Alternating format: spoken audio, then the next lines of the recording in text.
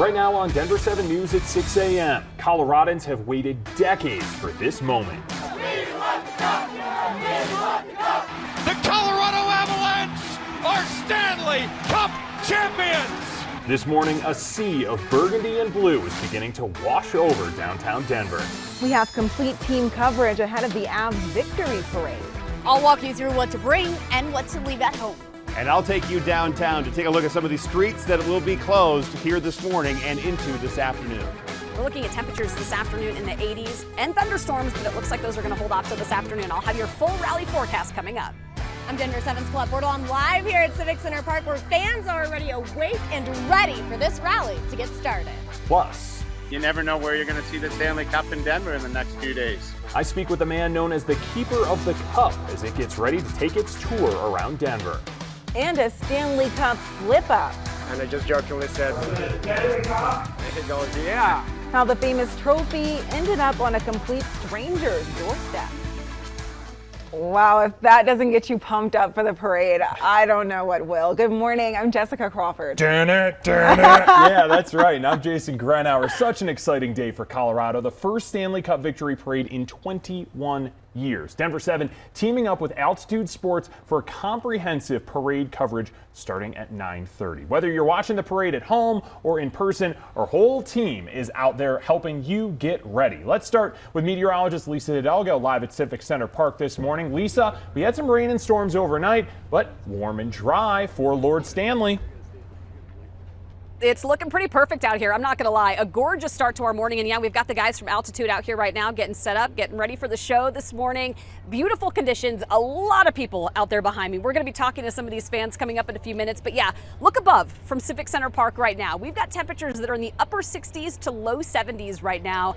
It's a beautiful start to our morning. We are going to see some thunderstorms, but it looks like they're going to hold off until this afternoon, until after all is said and done out here at Civic Center Park. Take a look at temps. We're going to be in the mid-70s here by about 8 o'clock. So things will warm up. It won't be as hot as yesterday though, which is nice. And again, a little of this cloud cover is going to break up some of that sunshine. By about 12:30 is when we're going to start to see some darker skies in the foothills. Those storms will then roll east this afternoon. So if you do have plans to stay downtown and party it up after you see the Cup live in person, you will see a few thunderstorms. We'll take a closer look at your hour by hour. And obviously, Jason, we're coming up on a big holiday weekend with the 4th of July. I'll have that full forecast in just a few minutes too, but it's getting fun out here. Yeah, it is. There's already a lot of people down there, so we got to watch out for them. We also have a closure still in place of the eastbound side of I-76. Back here at Highway 85, all the way here to 120th and Sable, you're not seeing any traffic at all. We had a couple of semis tangled it up last night, and that debris is still being cleaned up. On the map, you can see over there, this is the area that's closed down from Highway 85 all the way up, so you're going to use 85 to get to 120th to get around it this morning. The rest of the drive continues just to get a little bit busier here and there, but really nothing else major going on. But obviously around downtown, we will have a lot of people that are walking around. We're going to have some streets that are already closed around Civic Center Park, and we're going to have 17th and Broadway obviously closed later on this morning for that parade as it starts after 10 o'clock. And yeah, so many people, hundreds of thousands, expected to line the streets this morning for that parade. Yes, very exciting for so many people out there. Fans are already gathering out at Civic Center Park. Denver 7's Colette Bordelon is there now. Colette, more and more and more and more people just keep showing up. I am so amazed by everyone who can wake up early. They're making my job look real easy right now because if they can wake up, I guess I can wake up, right? This is Nicole Hurdle. You guys might know her. She knows the Avs almost better than anyone. How long have you been with the organization? I've been with the organization for 10 seasons. I'm their in-arena MC, so I'm there every single game night and most of the watch parties too.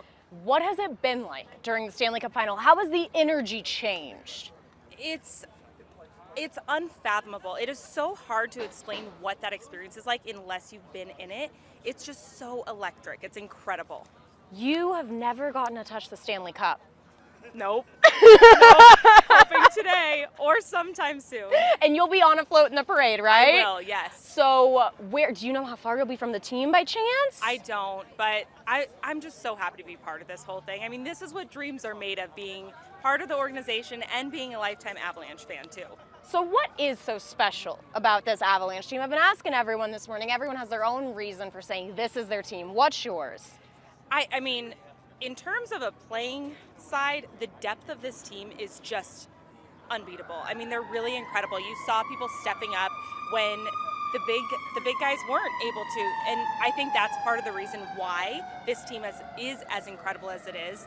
I think that for this year, the fans, there's just something special about everybody coming together. It's a family, and it is very electric. Did you expect to see so many people out here so early? No, I'm hoping that they had coffee, because I needed a lot of coffee to get up this early, so I'm impressed. But, you know, it really speaks true to our Avalanche fans and the Avs faithful. They're dedicated, they're fans, they're amazing. Where were you in 2001? I watched on TV. I'm a Colorado native, so Perfect. I am a lifelong Avs fan, but I do remember Joe. That's like the one thing that's in my mind, and he's still such an idol to me. I just think he's incredible. I'm rooting for you to get close to the cup today. I'm rooting for you. I want to see it happen. Obviously, we're all going to be a little bit closer to the cup today. We're going to see it here in Civic Center Park. Rally starts at 9. It's supposed to last until 1-ish. Those are flexible times, but it's going to be a party for sure. Live in Denver, Club Bordelon, Denver 7. All right, Colette, thank you so much. It was so cool to hear from her. Yeah, absolutely. A lot of people out there already this morning. In Denver 7's Veronica Acosta continuing our coverage from Ball Arena, where players will get on the floats before the parade starts at Union Station. That's exactly it. It's a little bit quieter here where we are right outside of Ball Arena, but we're here for good reason, I promise. It's because this is where we're going to get the very first look at not only those players, but the floats, even the fire trucks. This is going to be the staging area right here behind me at Ball Arena. And you can see here, those barricades, they are up. We're seeing slowly but surely more and more people kind of show up here. We're seeing some security drive around in golf carts. So that's a good sign here as the morning goes on. But we do want to kick it off with showing you that parade route. That's probably what a lot of you are wanting to take a look at this morning. So officially it starts over at Union Station. From Union Station, it's going to make its way over to Civic Center Park. And of course, we expect a really big celebration, something hopefully bigger, maybe comparable to what we saw back in 2001. Take a look at this video. This is from the parade then when the Avalanche were able to beat the Devils in the Stanley Cup final then. And of course, again, we're expecting so many people to line the streets there of the parade route. Now, if you are going to be heading down to the parade, there are some things that officials want you to remember, and specifically what you shouldn't be bringing. We're talking about things like chairs, blankets, umbrellas. Those are a no this morning. Drones, alcohol, marijuana, those also won't be permitted anywhere near the parade route. Officials asking you to keep things like air horns and weapons at home. Of course, large bags, those aren't allowed either. And if you're going to be bringing a pet, officials say they want it to be a service animal. So just a few things to remember as we start kicking off the morning and we get closer and closer to that parade time. Again, that's expected to start at 10. We're in Denver this morning. I'm Veronica Acosta, Denver 7. Veronica, thank you. So every player gets a day with the cup. We actually know the order. The top 5 are Captain Gabe Landeskog, followed by Eric Johnson, Andrew Cogliano, Nate McKinnon, and Jack Johnson. Nazem Kadri, Andre Burakovsky, and Darcy Kemper follow them. All the way at the end of the list, number 29, is head coach Jared Bednar. The Avs come from 6 or 7 countries, so the cup will be traveling a lot over the next 100 days until the next season's home opener. Yeah, spending some quality time in Finland, too. That should be fun. Now, one of the cool things for many fans today is going to be seeing the cup actually out there in person. And you might remember what happened back on Sunday night after the Avs won. Well, Nicolas Aube-Kubel was a little late for the team picture, skating in fast, and then, watch, oh no, he dropped it. Yep, he dropped it and he dented the cup. And I asked the keeper of the cup, Phil Pritchard, about the status of said dent. So he stopped, and whether he caught an edge on the blade, and for those of us that have all skated, if you catch an edge, you know what happens. And everybody saw it on TV. Stanley did get a little dent in it, but you know what? We came back to Tampa through the efforts of some of these Ball Arena staff, some of the people, the handy people that could help Mike and I. We managed to fix it. It looks great. Hammer it out. It's not a 130-year-old silver trophy or anything like that. So the dent is gone. By the way, there is a limit to how many names the team can put on the cup. It's just 52 names between the players, the management, the coach, and the staff. Jason Luber, you think you're going to make the cut? I think I'll 53rd. 53rd? Oh, no. Missed it by that much. All right, we have some barricades already for the pedestrians in place along Broadway here coming off of 17th, and you see them here in place, so they're going to keep people off of the parade route. We also have this down along 17th as well, so we're ready for a lot of folks showing up into downtown Denver.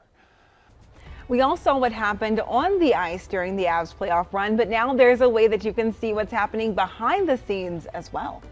Avs fans are celebrating this Stanley Cup win in a whole bunch of different ways, some more permanent than others. I'll introduce you to the baby, named after an Avs player just before the team clinched the cup.